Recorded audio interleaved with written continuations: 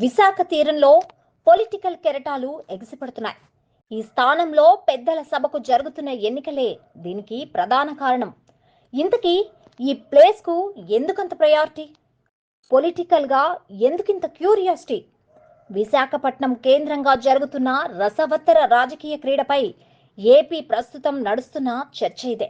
మరి విశాఖలో ఏం జరుగుతోంది, ముందు ఎలా ఉండబోతోంది అనే విషయాలని ఈ వీడియోలో తెలుసుకుందాం. స్థానిక సంస్థల కోటాలో ఎమ్మెల్సీ ఉప ఎన్నికకు సమయం దగ్గర పడుతున్న కొద్దీ అధికార ప్రతిపక్ష పార్టీల వ్యూహాలకు పదును పెడుతుండటంతో రాజకీయ వాతావరణం రోజుకో విధంగా మారుతోంది. ఎవరి వ్యూహం వారిదే, ఎవరి ధీమా వారిదే అన్నట్టుగా ఉంది వ్యవహారం. ఇప్పటికే మాజీ మంత్రి బొత్స సత్యనారాయణను అభ్యర్థిగా ప్రకటించిన వైసీపీ గెలుపు వ్యూహాలు రచించడంలో బిజీగా ఉంది. ఎట్టి పరిస్థితుల్లోనూ సిట్టింగ్ సీటు చేజారనివ్వొద్దని భావిస్తున్నారు జగన్. అందుకే విశాఖ స్థానిక సంస్థల ప్రజాప్రతినిధులతో వరుస భేటీలు నిర్వహిస్తున్నారు.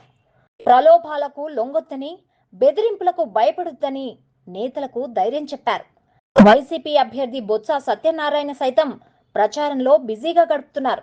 అనకాపల్లి, నర్సీపట్నం, పాయకరావుపేట ప్రాంతాల్లో పర్యటించి పార్టీ క్యాడర్తో వరుస సమావేశాలు, సమీక్షలు నిర్వహించారు. ఆత్మీయ సమ్మేళనాలు ఏర్పాటు చేసి క్యాడర్ నుండి ఓట్లను అభ్యర్థించారు. స్థానిక సంస్థల కోటాలో ఈ ఎన్నిక జరుగుతుంది. జీవీఎంసీ మున్సిపాలిటీలో ఎక్సఫీషియా సభ్యులుగా ఉండే ఎమ్మెల్యేలు, ఎమ్మెల్సీలు, ఎంపీలకు ఎన్నికల్లో ఓటు వేసే అవకాశాన్ని పరిశీలిస్తున్నారు అధికారులు. వైసీపీ రాజ్యసభ సభ్యుడు గొల్లా బాబురావు, ఎమ్మెల్సీలు రవిబాబు, వరదు కళ్యాణి ఓటర్లుగా దరఖాస్తు చేసుకున్నారు.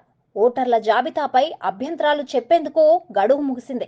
ఎల్లుండి ఓటర్ల తుది జాబితా ప్రకటించనున్నారు అధికారులు. కాగా సోమవారం వైసీపీ అభ్యర్థిగా బొత్స సత్యనారాయణ నామినేషన్ వేయనున్నారు. అయితే ఎన్డీఏ కూటమి అభ్యర్థి ఎవరో ఇంకా తేలలేదు. త్వరలోనే కూటమి అభ్యర్థిని వెల్లడించనున్నట్లు తెలుస్తోంది. అయితే జీవీఎంసీ స్టాండింగ్ కమిటీ ఎన్నికల మాదిరిగానే ఎమ్మెల్సీ పదవిని కూడా గెలుచుకుంటామని పలువురు కూటమి నేతలు చెబుతుండడం విశేషం.